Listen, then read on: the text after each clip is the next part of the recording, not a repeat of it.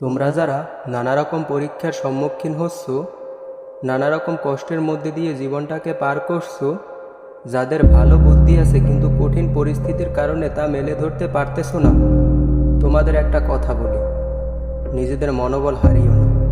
তোমাদের আবেগ, তোমাদের নেতিবাচক চিন্তা, তোমাদের নিরাপত্তাহীনতা, তোমাদের দুর্বলতা, এই জিনিসগুলোকে তোমাদের জীবনের গতিপথকে নিয়ন্ত্রণ করতে দিও না। এসব অনুভূতি থেকে নিজেদেরকে টেনে আনো। তুমি যদি তোমার স্বপ্ন, তোমার আহ্বান, তোমার আবেগের জন্ম দিতে চাও, আর এই ক্ষেত্রে যদি তোমার জীবন কঠিনও হয়ে পড়ে, তুমি ফিরে আসবে না, বরং আরও শক্ত হয়ে সামনে আগাবে। সামনে আগাবে। দুর্ঘটনা সবার জীবনেই আসে, শুধুমাত্র শক্তিশালীরাই টিকে থাকে। বর্তমানে তুমি যে সমস্যার মধ্যে দিয়ে যাচ্ছ তার উপর মনোযোগ দিও না। যদি তুমি কিছু শুরুই করো তাহলে সেটা শেষ করো। সমস্যা থাকবেই, উপায় বের করো, মানসিক তৎপরতা রাখো এবং এটি সম্পন্ন করো।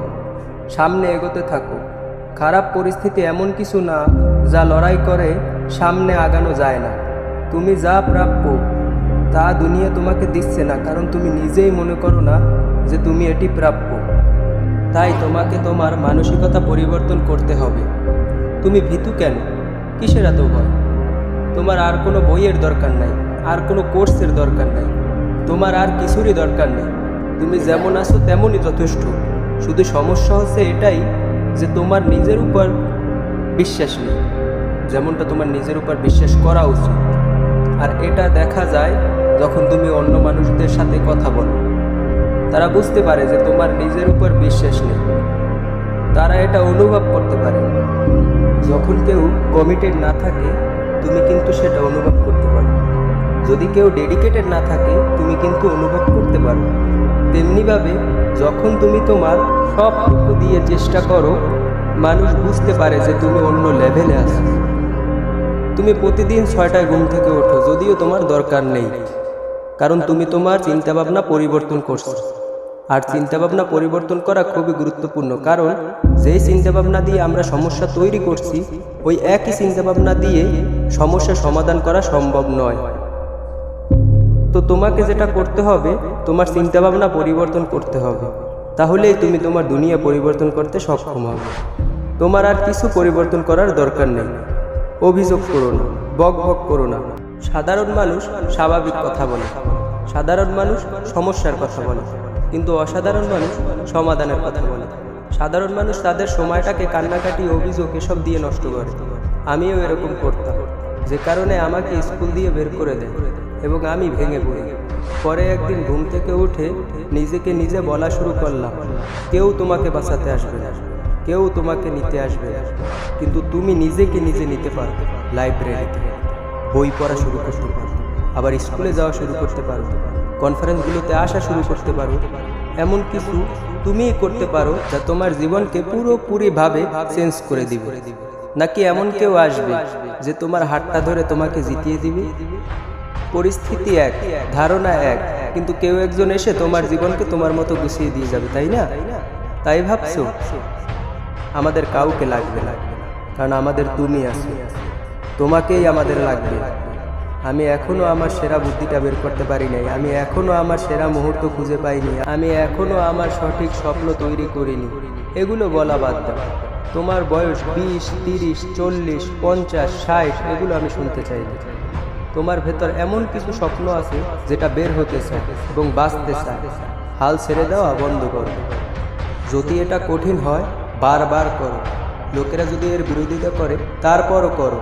টাকা শেষ হয়ে গেছে তারপরও করো। নিজের উপর কাজ করতে থাকো, নিজের সাথে কথা বলতে থাকো।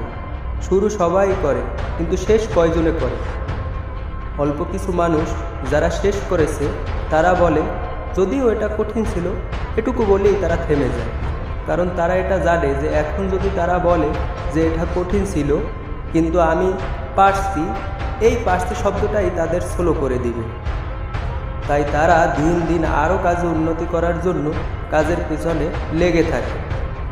সাফল্যের সব রাস্তাই কষ্টের মধ্যে দিয়ে পার করতে হয়। তুমি যদি সফলতার রাস্তা পার করতে চাও, অবশ্যই তোমাকে কষ্টের ভেতর দিয়ে পার করতে হবে। যদি তুমি ভাবো যে এটা সহজ হবে, যদি তুমি ভাবো যে তুমি একটা ব্যবসা শুরু করলা আর কোনো সমস্যা ও লস ছাড়াই সফল হয়ে যাবা, তাহলে এই চিন্তা বাদ দাও। সাফল্য তোমার জন্য না, এটা মোড়ানো, এটা সহজ হবে না। আমি চাই তুমি এই কষ্টটা তোমার শরীরে অনুভব করো। আর এই কষ্ট যখন তোমার শরীর ছেড়ে চলে যাবে, তখন সেই কষ্টের জায়গা কে নিবে বলতে পারো? সফলতা। এবং এর জন্যই তোমাকে তোমার মানসিকতা চেঞ্জ করতে হবে। কষ্টটা যে খারাপ জিনিস এভাবে চিন্তা করা যাবে না।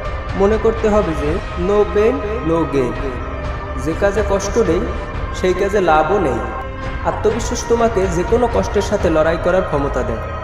আর যখন তোমার নিজের উপর বিশ্বাস না থাকে, তখন তুমি এর সাথে লড়াই না করে পালিয়ে যাও। তো এটা বিষয় না যে তোমাকে দেখতে কেমন লাগে, এটা বিষয় না যে তোমার কাছে কতগুলো ডিগ্রি আছে, এটাও বিষয় না যে তোমার কাছে কত টাকা আছে। আত্মবিশ্বাস ছাড়া দুনিয়াতে এমন কাজ আছে যা করা সম্ভব না। যখন তোমার ভেতর ভয় থাকে, তখন ভয় তোমাকে তার মতো করে কথা বলা শেখায়। কিন্তু যখন তোমার ভেতর বিশ্বাস থাকে, তখন তোমার আর বাহিরে যাওয়া লাগে না। যখন তোমার ভেতর বিশ্বাস থাকে, তোমার দেখতে হয় না কতগুলো ঘোড়া আছে। যখন তোমার ভেতর বিশ্বাস থাকে, তোমার দেখতে হয় না কতগুলো সৈন্য আছে। যখন তোমার ভেতর বিশ্বাস থাকে, তোমার দেখতে হয় না কতগুলো তলোয়ার আছে। তোমার গুনতে হয় না কতগুলো ঢাল আছে। যখন তোমার ভেতর বিশ্বাস থাকে, তোমার প্যারামিটার দেখে বুঝতে হয় না যে কতজন তোমার বিরুদ্ধে লড়াই করছে। যখন তোমার ভেতর বিশ্বাস থাকে, you just believe that it will happen. আর যখন তোমার মনে হবে যে তুমি এটি পারবে না, তুমি তৈরি হাল ছেড়ে দেওয়ার জন্য, কারণ তুমি যেভাবে ভাবছো এটা সেভাবে হয়নি। এবং আমি তোমাকে এই কথাগুলো বলছি এই জন্য যে আমি তোমাকে কেয়ার করি। তুমি এর পিছনে 3 বছর ধরে লেগে আছো, আর এখন তুমি হাল ছেড়ে দিতে চাও? দাঁড়াও, তুমি এর পেছনে 5 বছর ধরে লেগে আছো এবং এটা যেভাবে চাইছো সেভাবে হয়নি।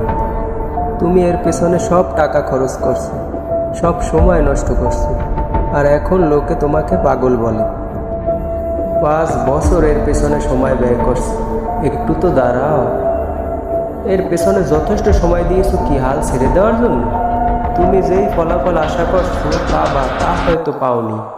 হ্যাঁ, তুমি হয়তো কাজটার যোগ্য না। বেশিরভাগ মানুষই কষ্ট পেয়ে হাল ছেড়ে দেয়, তারা কষ্ট পেয়ে ভেঙে পড়ে। কিন্তু যারা যোদ্ধা তারা আরও কষ্টের কাছে এগিয়ে যায়। তারা কষ্টকে আলিঙ্গন করে এবং কষ্টের সাথে যুদ্ধ করে। এখন প্রশ্ন হচ্ছে, তুমি কি যোদ্ধা? আমি তোমাকে গ্যারান্টি দিচ্ছি, যদি তুমি কষ্টকে অতিক্রম করতে পারো, যদি তুমি কষ্টকে কাটিয়ে উঠতে পারো, যদি তুমি সেই অস্বস্তিকে অতিক্রম করতে পারো, আমি তোমাকে গ্যারান্টি দিচ্ছি এর অন্যদিকে সাফল্য।